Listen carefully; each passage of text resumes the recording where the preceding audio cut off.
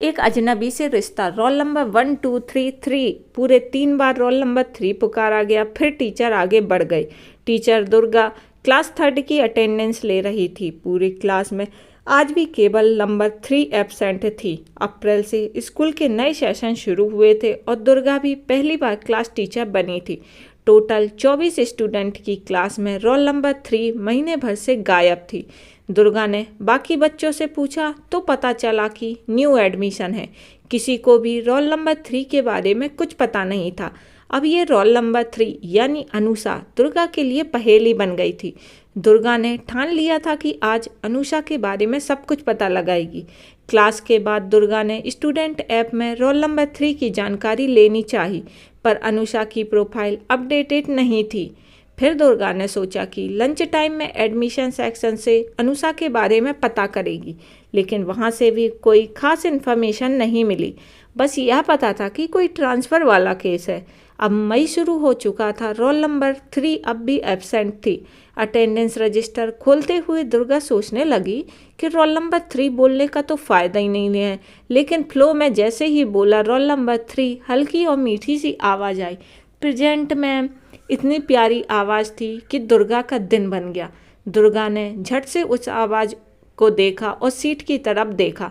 Angel वाली सफ़ेद frock पहने एक लड़की अनुषा थी। प्रेजेंट कहने के बाद भी उसका चेहरा उदास सा था। उसने बस अपनी पलकें झपकाईं। उसे पता था कि पूरी क्लास उसे ही देख रही है। अटेंडेंस के बाद दुर्गा ने अनुषा को अपने पास बुलाया और पूछा कि आपकी यूनिफॉर्म कहाँ है। अनुषा थोड़ी रुआसी सी होकर बोली, मैम अभी नहीं ली है। दुर्गा ने उसे सीट पर बैठने का इशारा कर मैथ्स की बुक निकालने को कहा।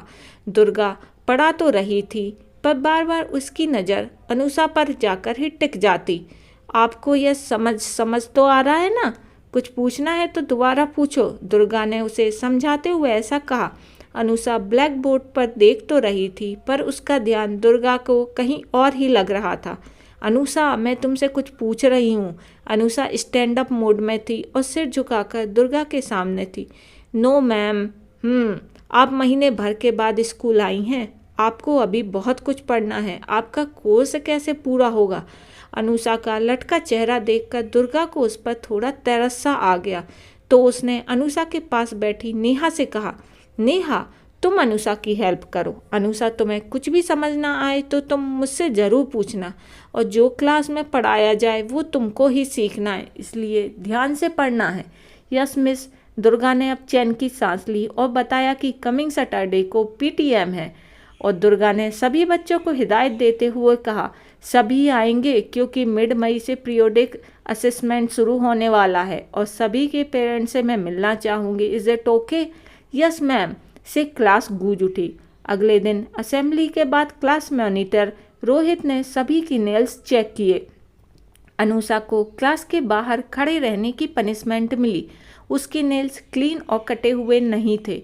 मिस दुर्गा ने क्लास आते समय अनुषा को बाहर खड़े देखा तो चौंक पड़ी, क्योंकि आज तो अनुषा ड्रेस में थी। क्या हुआ अनुषा, आप क्लास के बाहर क्यों खड़ी हैं? अनुषा की आंखों में आंसू थे। उसने अपने हाथों को आगे दिखाते हुए नेल्स की तरफ इशारा किया। दुर्गा ने पहली बार कोई स्टूडेंट लिपट कर फबक फबक कर रोया था। तो यह बात है, इसलिए आप रो रही हो बेटा दुर्गा। इतना ही पूछते हुए अनुषा फिर उससे लिपट गई, और दुर्गा से पहली बार कोई स्टूडेंट इतना लिपट लिपट कर फपक फपक कर रोया होगा। अनुषा को दुर्गा गोद में उठाकर क्लास में ले आई और उसे प्यार से सीट पर बिठाया। दुर्गा ने क्लास मॉनिटर रोहित से कहा कि आज अनुषा को माफ़ कर दो, कल वह नेल्स कट करके आएगी, है ना अनुषा? Yes miss. अगले दिन दुर्गा के पास स्टाफ मेंबर की कंप्लेंट आई कि 3rd क्लास के रूम में बहुत आवाज़ आ रही है। दुर्गा क्लास की तरफ तेजी से गई तो देखा कि स्टूडेंट अनुषा को लूज़र लूज़र कहकर बुला रही थी। हिंदी के प्री टेस्ट में उसको 0 नंबर मिला था और सारी मात्राएं आड़ तिरछी थी। बच्चे उसके टेस्ट पेपर को देखकर हंस रहे थे और अनुषा रोई जा रही थी। दुर्गा को देखते हुए सभी चुप हो गए। दुर्गा ने क्लास को डांटा और कहा कि अनुषा अभी आई है, 1 महीने से पढ़ रही है। आप सब अनुषा एक बार फिर दुर्गा से लिपट गई। दुर्गा ने अनुषा को समझाया कि तुम्हें सिर्फ मैथ्स ही नहीं बाकी सब्जेक्ट पर भी ध्यान देना होगा। इम्प्रूव करोगी ना अनुषा? अनुषा ने हाँ में सिर हिलाया। अगले दिन सभी बच्चों को लंच के लिए पराठा और सब्जी लाने को कहा गया। रिसेस टाइम में टीचर ने लंच करने को कहा। अनुषा के हाथ में जला हुआ पराठा था और वह उसे आगे पीछे देखकर सोच रही थी कि किस तरफ से मैं इसे खा सकती हूँ। अनुषा के जले हुए पराठे को देखकर फिर से क्लास ठहाके लगाकर हंसने लगी। दुर्गा ने सब कुछ चुप कराया और अनुषा के पास आकर बोली, मम्मी ने जल्दी में बनाया होगा, कोई बात नहीं बेटा, तुमसे टिफिन शेयर कर लो। अनुषा को दुर्गा का लंच इतना टेस्टी लगा कि पूरा टिफिन वह चुपचाप खा लिया। अगले दिन सैटरडे को पीटीएम थी। दुर्गा ने क्लास में बताया कि स्टूडेंट ऐप पर सब अपना स्लॉट देखकर ही आए। दुर्गा को टेस्ट के पहले बच्चों के साथ पेरेंट्स की बॉन्डिंग भी चेक करनी थी। पेरेंट्स की सभी परेशानियों के जवाब भी उसे देने थे, इसलिए वह पेटीएम इम्पॉर्टेंट थी। दुर्गा की डायरी में भी सभी बच्चों के लिए नोट्स लिखे थे कि कौन शांत है, कौन अग्रेसिव है, कौन अटेंटिव है, कौन ड्रीमर है, कौन टॉकेटिव है और कौन इंट्रोवर्ट है, कौन मन में पढ़ता है, किसके डाउट्स क्लियर नहीं रहते हैं। रोल नंबर 3 का पिछले महीने से खाली पेज ही भरा जा चुका था। कुछ चीज़ें थी जो अनुषा के पेरेंट्स से समझना दुर्गा के लिए ज़रूरी था। सारे स्टूडेंट के पेरेंट्स आ चुके थे, पर अभी भी 3 स्टूडेंट बाकी थे, जिसमें से दुर्गा की मिस्ट्री स्टूडेंट अनुषा भी थी। बाकी बचे 2 के पेरेंट्स तो अपनी बारी का इंतजार कर रहे थे। दुर्गा को लगा कि अनुषा के पेरेंट्स काफ़ी नॉन सीरियस हैं। पहले तो महीने भर से उसे स्कूल नहीं भेजा और पहले पेटीएम में भी नहीं आए। स्कूल एसटी में इतना बार लिखने का कोई असर नहीं हुआ। दुर्गा जैसे ही जाने को ही तभी अनुषा को अपने पापा के साथ हाथ पकड़े क्लास में एंट्री हुई। May I come in miss? Yes come in please. Late आने पर अनुषा और उसके पापा ने दोनों ने सॉरी कहा। बातों से पता चला कि अनुषा के पापा सिंगल पेरेंट्स हैं। जॉब चेंज की वजह से वह एक शहर से कुछ समय पहले ही आए हैं। जाहिर था कि सिंगल पेरेंट्स हैं तो घर तो बिखरा ही होगा। जॉब के कारण अनुषा पर भी ध्यान दे नहीं पा रहे होंगे, इसलिए उन्होंने प्रॉमिस किया कि वह अगले असेसमेंट तक अनुषा का पीछे रह गया सारा कोर्स कंप्लीट करवा देंगे। अनुषा के पापा ने मिस दुर्गा से रिक्वेस्ट की कि आप इस टर्म में संभाल लीजिए, मैं अगले टर्म से आपको शिकायत का मौका नहीं दूंगा। दुर्गा ने अपनी तरफ से अनुषा की पूरी हेल्प करने की कोशिश का वादा किया। उसने रजिस्टर की गौर से देखा जहां अनुषा के पापा का नाम अभिनव लिखा हुआ था। मिस्टर अभिनव, मैं अनुषा का पूरा ख्याल रखूंगी। थैंक यू मिस दुर्गा, आपने अनुषा की नहीं मेरी भी बहुत हेल्प की है। मैं घर में इसका कोर्स कंप्लीट श्योर करवा दूंगा, आप स्कूल में देख लीजिएगा। जी श्योर। उसके बाद दुर्गा ने अपनी टेबल से पेंसिल का गिफ्ट पैकेट निकालकर अनुषा को देते हुए कहा, इस पेंसिल से तुम्हें अपनी रफ कॉपी में अपनी सारी प्रॉब्लम लिखकर लानी है। मैं क्लास के बाद ब्रेक टाइम में तुम्हारे साथ रोज़ थोड़ा समय बिताऊंगी और तुम्हारी हेल्प करूंगी। Thank you miss. इतना कहते हुए अनुषा और उसके पापा क्लास से बाहर चले गए। दुर्गा दोनों को जाते हुए देख रही थी और अभिनव जैसे पेरेंट्स के लिए उसके मन में काफ़ी सवाल थे, पर उसके लिए एक पेटीएम काफ़ी नहीं थी। अनुषा ने तो दुर्गा का मन जीत ही लिया था, पर अभिनव के लिए भी शायद दुर्गा के मन में काफ़ी रिस्पेक्ट थी। दुर्गा क्लास से बाहर जाते हुए सोच रही थी कि कैसे सिंगल पेरेंट्स एक माँ और पिता दोनों की भूमिका निभाता होगा। कोई एक कोना भरने के लिए दूसरा हिस्सा खाली रह जाता ही होगा। तभी आवाज़ आई, मिस दुर्गा प्लीज़। दुर्गा पीछे मुड़ी तो देखा अभिनव उसे आवाज़ दे रहा था। अनुषा उसके साथ नहीं थी। क्या हुआ मिस्टर अभिनव?